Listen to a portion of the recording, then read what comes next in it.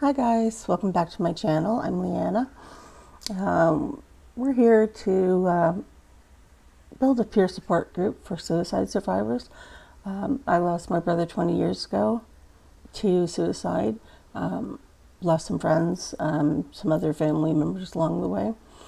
So I just want us to be able to bond. So I'll start off with my story and how I got to be here. Just as a side note, I hope the dark background is okay. The lights are really, really bright in here, and there ends up being a lot of glare. Plus, it's a more somber subject, so well, kind of fitting. Anyways, 20 years ago, 2002, I was pregnant with my third child, my son. He was due just before Christmas. He was a big baby compared to the other two. I have two older girls ahead of him. And as we were approaching Christmas, I kind of had mentioned to the doctor I didn't want to be in there on Christmas Day. You know, let's hurry this all up. So he did schedule me to be induced, and everything relatively went out fine. My son was born on the 21st of December. Side note, my mother's birthday is on the 22nd. Jesus, of course, is the 25th. My uncle was the 24th. My grandmother was the 26th. So a lot of stuff happens at Christmas. My brother did come to visit me in the hospital, and I did notice that he was more somber than usual. He was a lot quieter than I had ever really known him to be. He'd had moods of being quiet, but usually a drunken hangover or some interaction with whatever drugs he was on. I'm not sure exactly of all the drugs he was taking. Why is this getting funky yellow and green all of a sudden? Okay, we're just going to work with it. So anyway, so that was kind of a little disturbing. I asked him, I said, "Do you want to hold the baby?" And he said, no, I don't want to hold the baby. No, that was a little odd. And so we sat there in silence for a little bit. I kind of filled him in on my labor. I didn't know what else to talk about. And my dad and his wife had just left about 5 minutes ago from their visit. And my brother said, "I passed by Dad in the hallway." I said, "Oh, well, that's great." And he said, "He didn't even notice me. He didn't notice me. He doesn't know who I am. Didn't recognize me at all." So now I can understand why he was so sad and so quiet. They'd had a very tough relationship. My brother had a host of problems, none that were ever properly diagnosed.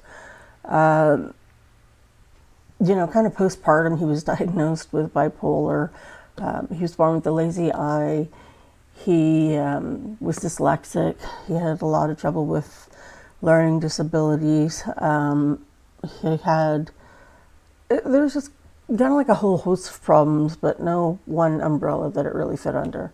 I do remember as a kid, my mom, we used to go to medical office buildings after school with my brother,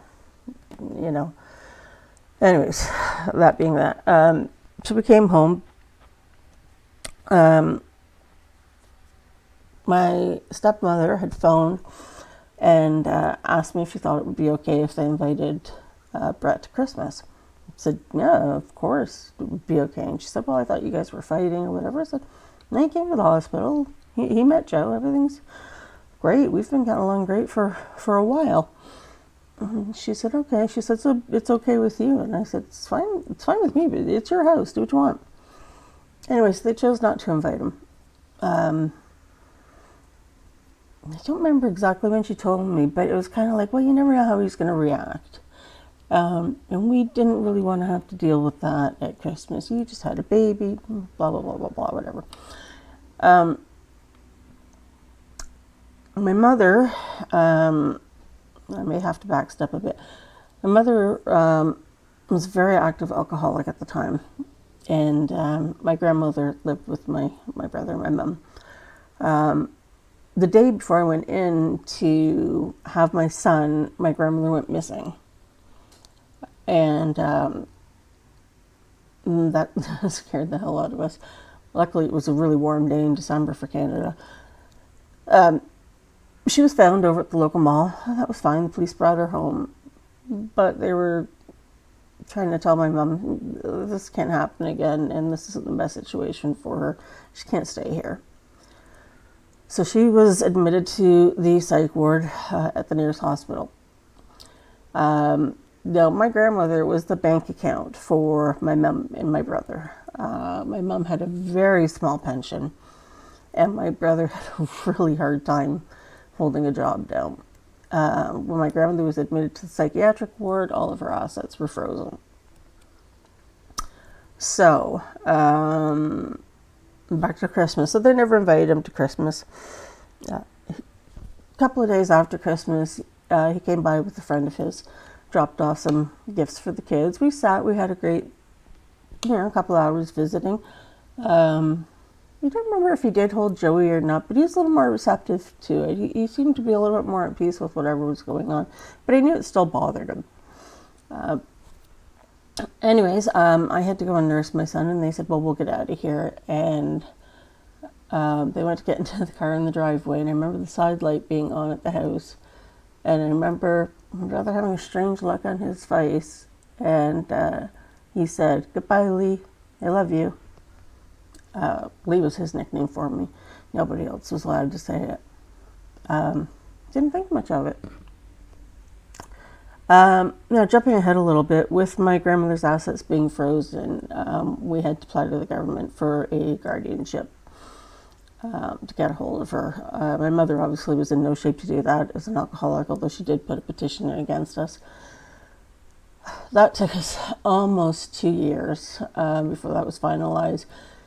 But at the very first of it, I remember talking with a lawyer who said, try and find as many family members as you can to get on your proposal. The more family members you have backing you, the better your chances are of getting guardianship.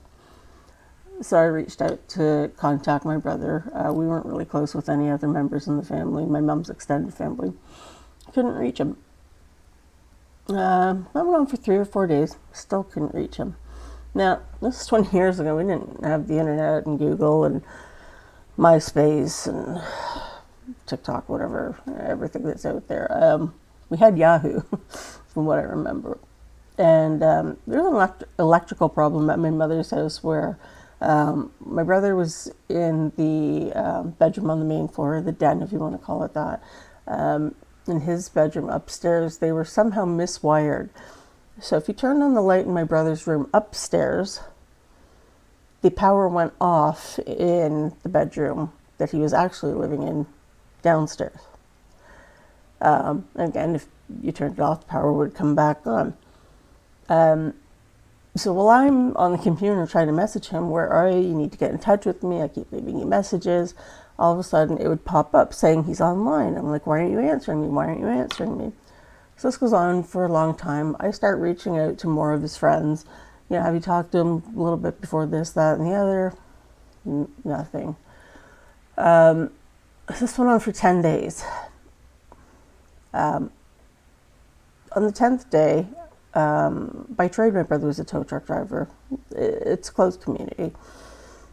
They all went out to lunch, and one of the fellow drivers had mentioned, actually to my ex-fiance, who was still a very big part of my life, he said, listen, I don't want to mention it. I know it seems all unusual and everything, but has anybody checked the house? And Jason, my ex-fiance, said, check the house. No, he's not there. It's been trying to reach him. And he said, yeah, he goes, I don't want to be the one that says it, but maybe you guys should just swing by the house and just check it out. See if you can get on his computer, see who he's talking to. So Jason and my brother's best friend Rafi, they went over to the house.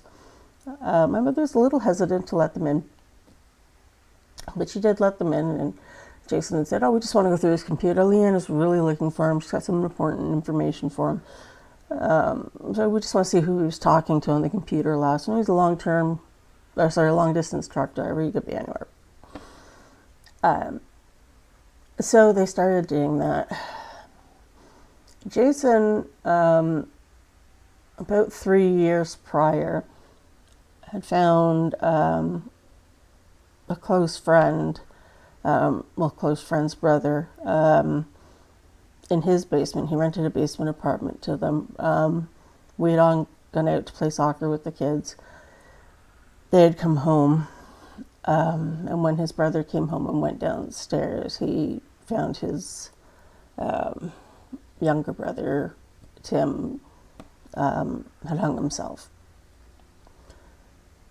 Well, I believe, although Jay and I have never really talked about it, that when he was at my mum's house, that must have crossed his mind. So he went down to the basement. There's nothing upstairs, obviously. He did notice that Brett's shoes were still at the front door and the car is still in the driveway. He goes downstairs. He goes to the basement. We had a split level house, so he goes to the lower basement and discovers my brother and that he's passed. He phoned my husband immediately and said, I'm not breaking the news to her. You have to break the news to her. I can't do this. And my husband phoned. I was actually just at the drive-thru at Tim Hortons picking up a coffee and heading over to the school to pick up the girls. It was the end of the school day. And my husband phoned and he said, where are you? And I said, I'm just in line at Timmy's getting a coffee and then I'm going to go and pick up the girls. I'm sorry, that's bothering me. And he said, okay. He goes, I have something I really need to tell you. So call me when you're somewhere safe. You need to know this. And I said, yeah, no problem. Don't worry about it. I grabbed my coffee, pulled out onto the street, got onto a side street. And in my mind, I'm already thinking, this got something to do with my grandmother. She's in the hospital. She's almost 90 years old. Something's happened. And I was so prepared to deal with that. So prepared. So I put my coffee down in the cup holder on the side street. And I phoned him back. And he said, are you somewhere safe? Like, have you pulled over? And I said, yeah, I'm pulled over. Don't worry about it. And he said, well, he goes, just got off the phone with Jay. They found your brother. And I said, it's great. Where has he been? Like, why isn't he answering anybody? Not answering any calls, messages, texts. You know, he's often on the computer. He doesn't respond to me. And he said, no, honey, I don't think you understand. They found your brother. And I said, yeah, I know. So where is he? Like, did you tell him everything that's going on? And you know, all that sort of stuff. Obviously, not at all computing. And I said, honey, he never left the house. I remember being silent. It was probably only a couple of seconds. It seemed like an eternity. I almost drove up and over somebody's lawn. And I finally understood what he was trying to say. And I guess he had kind of caught on too. So he said, listen, he goes, I've already called my brother. Go drop off Joe with my brother. He'll pick the girls up from school. Go to your mom's house and, you know, and be with them. I said, yeah, that's fine. When I got to, well, which was our home, we were living with my brother-in-law. He had already known what happened or whatever. He took my son from me and I said, I got to call my dad. And he said, I think you should let Ed do that, you know. I said, I don't think you need to do that. And I said, no, he needs to hear it from me. And so I said that to him, and it still shocks me to this day. His answer was, yeah, that's kind of what I had suspected. Never crossed my mind. No, however, my dad was a former police officer, so not unusual, I guess it would be in the back of his head. So that's the main story of how I got to here. There's obviously a whole lot more details that go on to it after that. And it's been 20 years, so you can see I'm relatively calm about telling the story. I'm not pent up with tears anymore. I've been to 2 groups for suicide survivors, bereavement counseling, and a few other things. I don't necessarily recommend it, and I don't not recommend it. Any help is good help.